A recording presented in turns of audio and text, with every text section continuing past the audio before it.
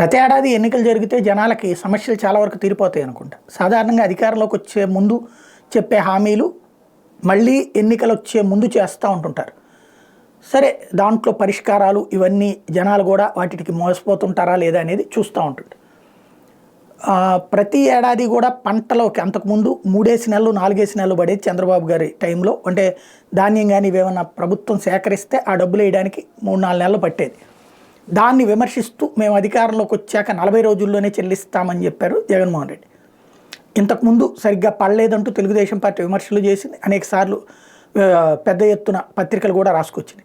ఈ దఫా మాత్రం ఈ ధాన్యం సేకరణ జరిగినటువంటి వాళ్ళందరికీ డబ్బులు టకటకా పడతా ఉన్నాయట.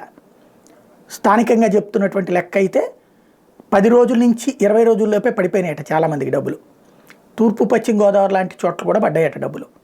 తద్వారా రైతులకి వేగంగా డబ్బులు వచ్చి చేరుతున్నాయి. అది ఎన్నికల పుణ్యమే కావచ్చు, లేదా ప్రభుత్వం తీసుకున్నటువంటి చర్య.